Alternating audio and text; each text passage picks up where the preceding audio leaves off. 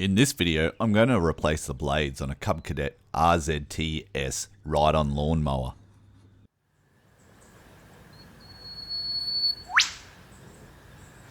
So for changing the blades, you'll of course need your new blades, and I find it much easier to use an impact driver with an adapter for sockets. You'll need a 24mm socket, and the sheet of cardboard and broken dog lead are optional, but I'll show you later why they are so handy. You'll also of course need your mower and a beverage of choice. In this case, on a cold winter morning, I've gone for cheap instant coffee. The reason I'm changing my blades today, I recently put on these mulching blades because I had spares of them. I don't typically use mulching blades because I usually shoot the clips out the side. But the minute I changed them over, I promptly ran over a rock and gave them a bit of a ding. They're vibrating quite a bit, so I think I have perhaps bent them. Even if I haven't, they'll need grinding back and balancing. So I do have some replacement blades ready to go, so I'm going to put those on and get the mower back into action, and I can fix these blades up if they're still usable at my leisure. For starters, park your mower on a level surface. I've parked mine out the front of my shed here.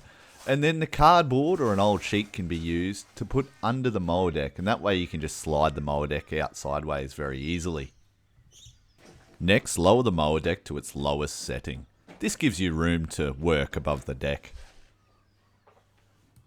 If you follow the instruction manual, your next step will be to take some tension off the idler pulley and try and remove it off one of the pulleys. Very difficult to do with two hands, impossible with one hand, but I do have a much simpler solution.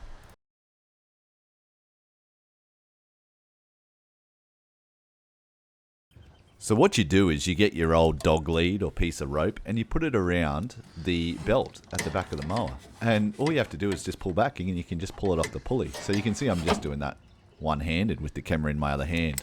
Simple as. To remove the deck, first undo the split pin at the front. Pretty simple. And then you can take out that front bar that holds the front of the deck up. Now put that split pin somewhere safe. They're easy to lose. I'm going to put mine up on the mower deck there. Then there's two sprung pins at the rear of the deck that hold the back up. They're pretty easy. You just pull them out and the deck should fall down. So that's one out, and then you'll have to go around the other side and do the other one. Next, you simply slide the deck out sideways. If it's in the way, you can raise the mounting gear for the deck, just like you'd normally raise the deck, but I didn't have to. And leave the belt on. Unless you're replacing it, there's no need to take it off. Next, flip the deck over and undo the blades. Now I use an impact driver with that socket adapter and socket, and I should really hold the blades on the non-bladed section of the blades, or chock them with a bit of wood to stop the blades from spinning. I was a little bit lax here, so don't do what I do. If you don't have an impact driver, what you can do is you can get yourself a breaker bar, and you just put the socket on a breaker bar and chock the blades with a bit of wood, and you can undo them that way. Obviously an impact driver is a lot quicker and easier though. Now the new blades, there is a right way and a wrong way to put them on. So you want the bevel up, so the angled section of the blade should be faced up or down when your deck's upside down, obviously. And they'll often have writing on them, which usually goes on the bottom of the blade. Often they'll say a top and bottom on the actual blade as well. These ones don't, but often they'll have that.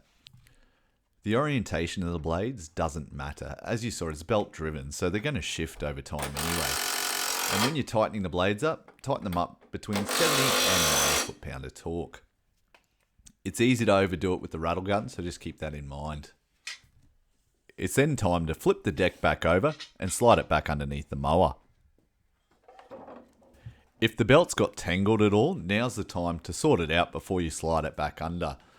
The belt paths are all in the manual, but it depends on the specific model you've got, so I won't list them here. Once in position, start by lifting the rear of the mower up and putting those sprung pins back into position. It does have a bit of movement here, so the first one can be a little bit tricky trying to line it up. But you'll feel it when it lines up, it'll give a big click and then it'll hold itself in position. So do both back pins first and then move on to that front split pin with the little retainer bar. I'm sure these parts all have proper names, but you're going to have to see another video for those. Remember how I said put that retainer pin somewhere safe? That's why we can find it again. Getting the mower deck on is really simple, and the only part that might hold you up with all of this is getting the belt back on. Fortunately though, that same trick I showed you before also works in reverse.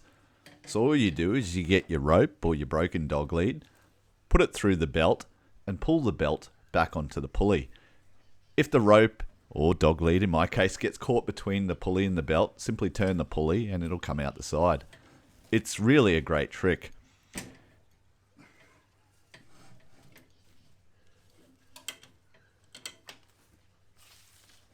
All that's left to do is raise the mowing deck to a more respectable mowing height, remove the cardboard, and you're done.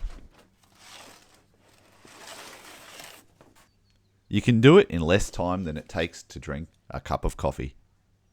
I hope you found this useful. Have a good one.